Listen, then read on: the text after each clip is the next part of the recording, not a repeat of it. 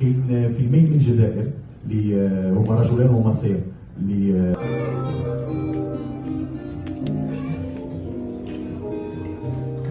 نبدا.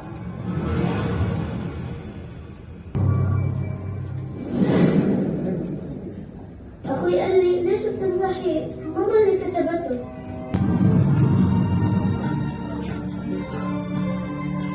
في حد ذاته أن المهرجان يرجع هو تحدي للمنظمين، تحدي للصحافه، لانه لازم تدافع عن المهرجان، لانه هذا المهرجان ماهوش مهرجان تاعي انا، مش مهرجان تحميده ولا ليدا، ومهرجان وهران، مهرجان الجزائر. لانه الان كاينين حملات شرسه في بعض الاحيان لمقاطعه مهرجان وهران، كاين حملات اللي تسوق لمهرجانات اخرى اللي ما عندهاش تاريخ مهرجان وهران، اللي ما عندهاش تاريخ السينما الجزائريه. راح السينمائيين مشاركين في هذا المهرجان في المنافسه، راح يتنافسوا على جوائز اللي هي الوهر الذهبي لاحسن فيلم روائي طويل، الوهر الفضي والوهر البرونزي. بالنسبه للمشاركه في الافلام الجزائريه، كاين فيلمين جزائريين من في الافلام الروائيه الطويله، اللي راح الفيلم لانيس جعاد وفيلم لمصطفى من انتاج يعني رجلان ومصير وارض الانتقام. هذو افلام في روائيه طويله. كاين اثنين من افلام الروائيه الافلام القصيره، وكاين فيلم الافلام الوثائقيه الطويله ايضا. دونك بالنسبه لي رانا كل شيء راح تلقوه في الموقع الرسمي. احنا حاولنا اننا يكون كاين موقع رسمي حتى ما يكونش كاين مغالطه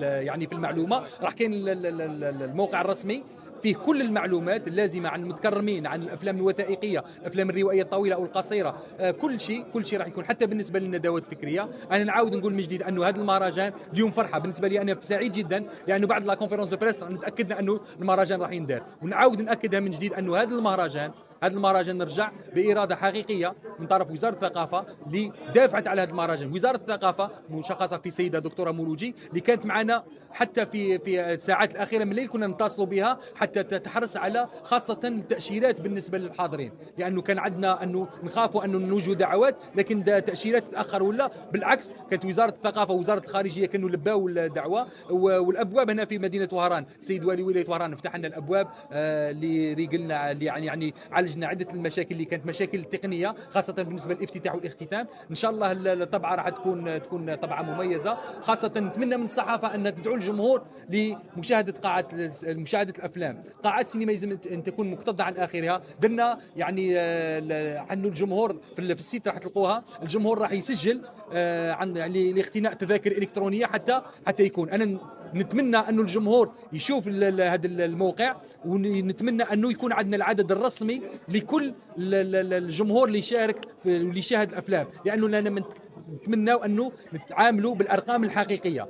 هذا الشيء مجاني، معليش، هذا لأنه مهرجان دولة. أنا نتمنى أنه حتى لاكريديتاسيون بالنسبة للصحفيين، نتمنى في المستقبل أنه الصحفيين يدفعوا ثمن لاكريديتاسيون كما كل المهرجانات الدولية. احنا مهرجان حتى يرجع رايحين ناخذوا بعين الاعتبار مجانية الدخول بالنسبة للجمهور السينما، مجانية الاكريديتاسيون بالنسبة للصحفيين، وحتى بعض الصحفيين اللي راح ناخذوهم على عاتق المهرجان. كل هذه مصاريف زايدة، لكن احنا فخورين بها لأنه المهرجان راح يرجع. لكن نتمنى أن حقيقة زعما بالنسبة لي أنا توجهي أنا كمحافظ للمهرجان وكشخص عبد القادر جريو، نتمنى أنه المهرجان في المستقبل يكون كاينين اكريديتاسيون، تكون الصحافة توصل أنه تكون عندنا ثقافة كما نديروا في المهرجانات الدولية، ندفعوا ثمن الاكريديتاسيون. بالنسبة اللي يحضروا يدفعوا ثمن الاكريديتاسيون باش يحضر. كاينين مدينة وهران راهي الآن مكتظة بالفنادق، ماهوش فقط من دور المهرجان أنه يعرض الجميع، لأننا ما نقدروش نعرضوا الجميع. نتمنى أنه الصحفيين أو محبين السينما او النقاد او الممثلين اللي ما قدرناش نعرضهم كاملين يجوا